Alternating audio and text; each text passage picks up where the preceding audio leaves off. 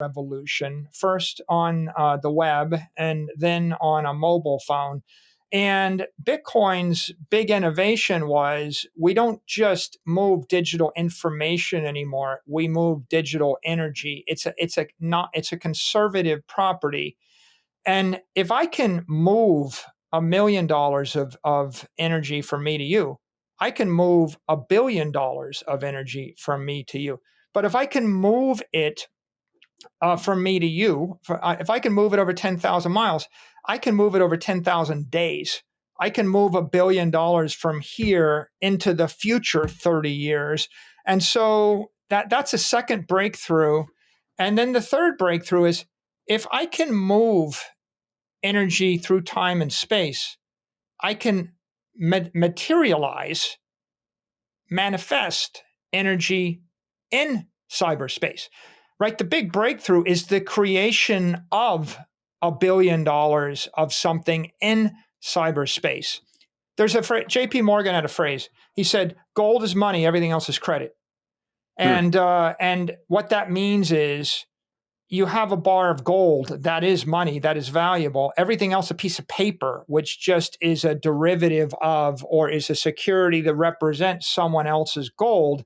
If we come back to Bitcoin, what is it really? It represents the true digital transformation of money, of property, of energy, of matter, right? This is four fundamental things the civilization is made of. For example, can you figure out how to create a wall in the real world, right?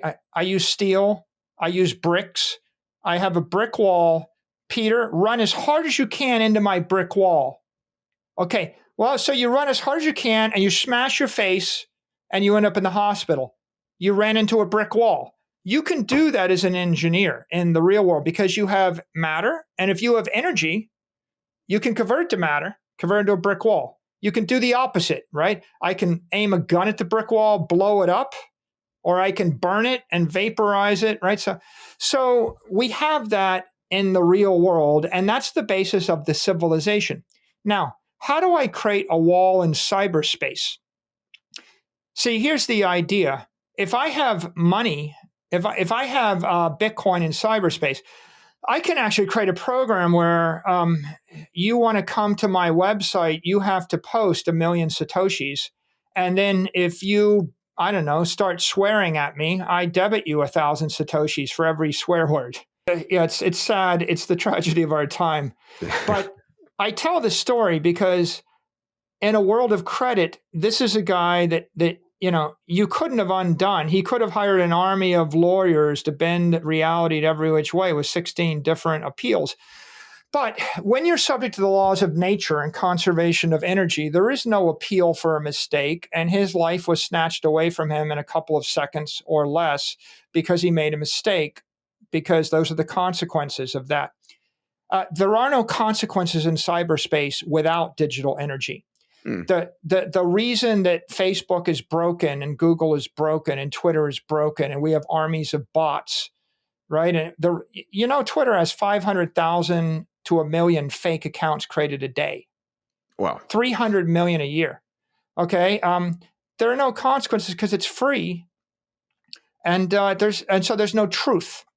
So if what I want to do is I want to create matter and energy in cyberspace, I need a system which respects conservation of energy. And that means I need you to post $1 million and you need to actually lose it in a split second if you make a mistake. That guy lost $40 billion in 1 second. And I wanted it to be without friction, right? And that's what music is.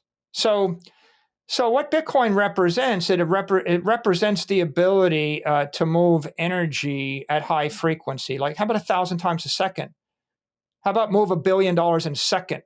How about, you're saying to me, why would I ever want to charge somebody $1 billion a second? What the answer is, if someone attacks me 30 million times in 1 second and I charge them $30 an attack, it's going to cost them $1 billion to do that. Today, a denial of service attack is, effectively for the price of the electricity, and there are no consequences. And that's why we have cyber insecurity and we have so much toxicity. And you can't even trust what people post online because they're probably a bot and they're not even a real person. And Peter, like every 15 minutes, there's a Michael Saylor scam account spun up on YouTube with 20,000 fake listeners. And I spend $1 million a year taking them down. And they just put them up faster than I take them down. And there's just no way to stop it because there are no consequences in that cyber arena because there is no digital energy to create consequences. I think the most promising things, to your point, clearly are utilitarian entitlements that you can create with zero marginal cost or zero variable cost. So, if we think about things like education, like at my Saylor.org site, I think we sign up 80 or 90,000 new students a quarter. And and so now we're teaching a lot more than MIT did, and we do it for 1/1000th of the price that it would cost them. But instead of teaching 1.5 million students, it could be 15 million students or 150 million students or 1.5 billion students. It scales at literally the marginal cost of some electrons. Sure. So you could create a PhD for $1,000 or $2,000 all in for the price of an iPad. The nemesis is politics. So ultimately, you paint a picture of, this is great. Energy is getting cheaper, but it isn't getting cheaper in Europe right now. In Germany, politics shut down the nuclear industry, and the price of energy shot up by a factor of 20. Yeah. Right. And so politics shuts down the use of fertilizers. Politics shuts down the use of nuclear. Politics is, shutting down. I've got a natural gas well, but nobody wants to actually create a pipeline. Politics shuts down free trade. Right. Prices were all plunging, and then we reversed it by putting tariffs on free trade and stopping the shipping. So I think ultimately the long-term arc is a good one. And I'll give you an example of politics and education. We Sure. could give a free college education, a free college degree to everybody on Earth.